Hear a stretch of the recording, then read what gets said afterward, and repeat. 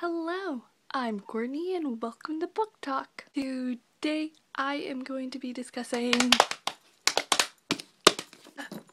I Still Love You by Jenny Han. If you don't know what P.S. I Still Love You is, this is the sequel to the first book in maybe a duology or a trilogy, I'm not exactly sure, but the first book is called To All the Boys I Loved Before. If you don't know what that book is about, I'll leave a link down below to my book talk, but for a little summary of it, it's about a girl named Lara Jean, and whenever she has a crush on a guy, she writes a love letter to them, but she never sends the letters out. But then one day they all get sent out and all these guys come and they're like, why am I all of a sudden getting this love letter from you from like the 8th grade? And it's just a really crazy adventure. I really can't go into a synopsis for the second one because it will spoil some of the things from the first book, because this book takes place right after the events of the first one. Like I said, I'll leave a link down below to my To All the Boys I Loved Before book talk if you want to check out more of a synopsis. I will say this one, P.S. I Still Love You, was not as good as the first one because I think I didn't like this one as much because it took me a really long time to get into, and I was really annoyed at Lara and Peter a lot. I think I knew it wasn't going to be as good as the first because I don't think you can top the first one. Overall, I give this book a 90% and I gave it 5 stars on Goodreads, but if you read my Goodreads review, technically it's a 4.8, and I'll leave a link down below to my Goodreads review if you want to see more of that. So, read the first book, To All the Boys I Loved Before, then read P.S. I Still Love You, and then come back so we can discuss it together. So goodbye, not spoily people, and go read the books because they're amazing. Bye! Okay, so P.S. I Still Love You by Jenny Han. I have notes that I wrote like about an hour ago. I wrote book talk notes so I could know what to talk about in my book talk. So even in the beginning of this book, I was really annoyed because Lara comes over to Peter's house and has the letter that she wrote, and Peter notices the letter and he's like, give it to me, and she does. He reads it. I don't know why, but I was so annoyed because like he was acting all mad and I was like, why are you acting so mad? But then when Lara was gonna leave, he was like, wait, can't you tell I'm trying to play hard to get? And then they kiss and I was like, what do you mean you're trying to play hard to get? I couldn't tell he was playing hard to get. Maybe that's because I've never been in a relationship before. It was a really cute moment in the beginning, but I was like so annoyed. I was like, why would you play hard to get though? And so everything's good, you know, they kiss and they hang out for a bit and it's really nice. I love seeing Lara and Peter together in the relationship because most of the time in contemporaries, you never get to see the couple be together. The book just ends with them getting together, and it's really nice to see this couple be together. Okay, so one of the things I did not like about this book was, and this might only be just me, but I felt like this book was too dramatic. I felt like all the situations were taking over dramatically and I couldn't stand all the drama. I was just like, everyone shut up and just everyone tell the truth because I cannot stand this. This may just be me, but that is how I felt. I just felt everything was so dramatic and I was just like, everyone just shut up and take a chill pill and just calm down and breathe. Like, especially with the whole Assassin's game thing, that was taken way out of the hand. Like, Lara, it's just a game and you haven't played it in like 3 years, so just calm down. And how she was like, I have to win, this is my only chance to win. I was like, no you don't have to win, you're making Peter angry about this, just stop playing the game and go be back with your boyfriend. If Lara didn't get so obsessed with the game, I think Peter and her would have never broken up, because I felt like that was a reason why they broke up in a way. Oh my gosh, the hot tub video was so annoying and it made me so angry. It was funny when she sees the video for the first time, she's just watching it and all of a sudden it just occurs to her that it's her and Peter, and I was just like, what?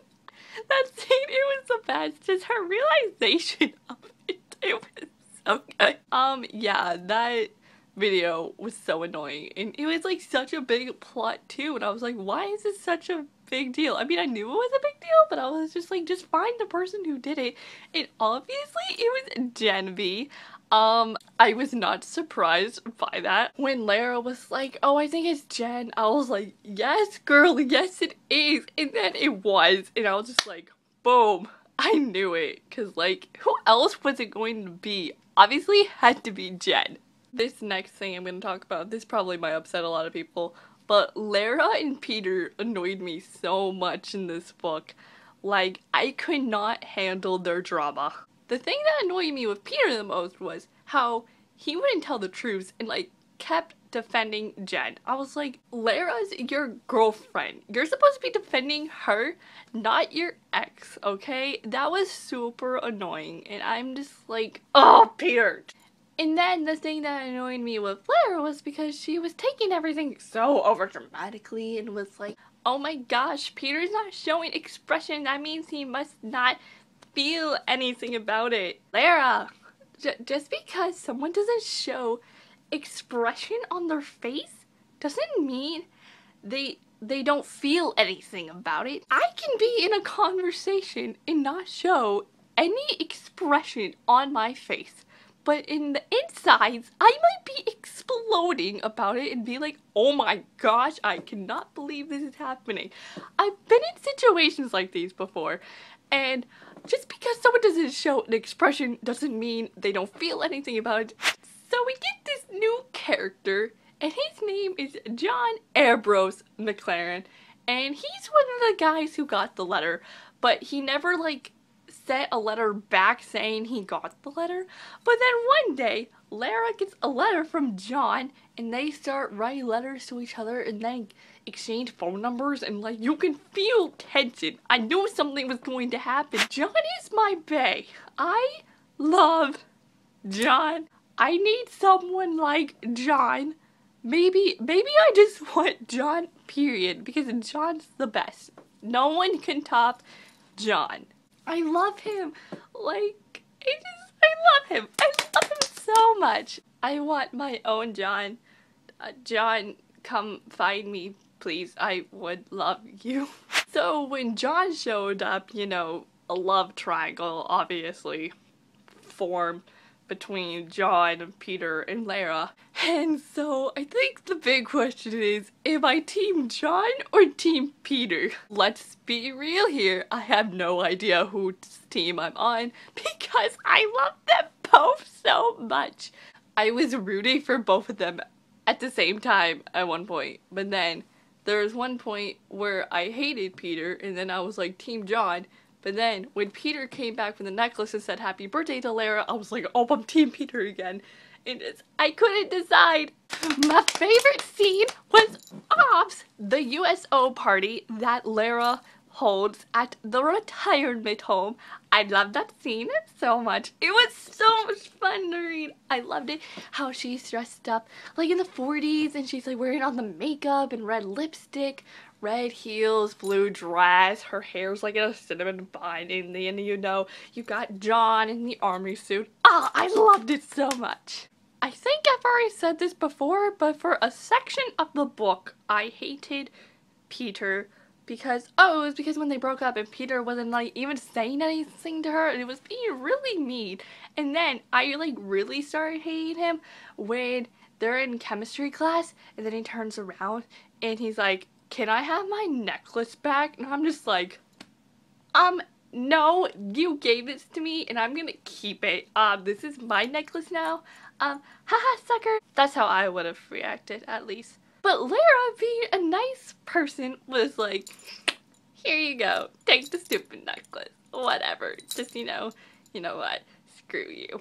But then, you know, something called a miracle happened, and then on Lara's birthday, when she was getting in the car with John, Peter came running and was like, here, take the necklace. I don't want it. I want you to have it again, and when I win your heart back, I'll put it back on your neck. And I was like, boom, yeah, Team Peter again. I don't hate you anymore because you made the right decision, Peter.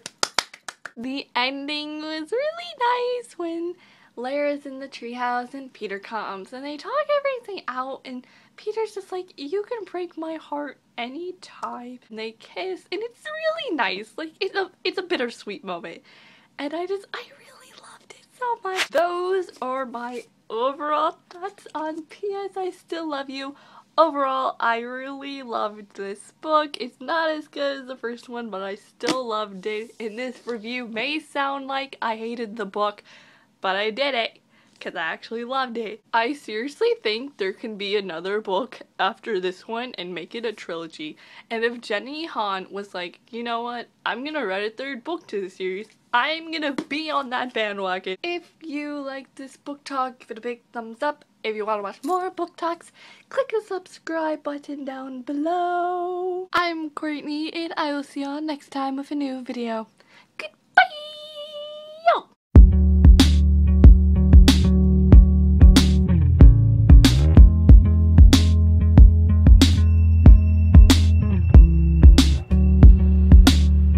I just wanted you, gotta stop the rest of all.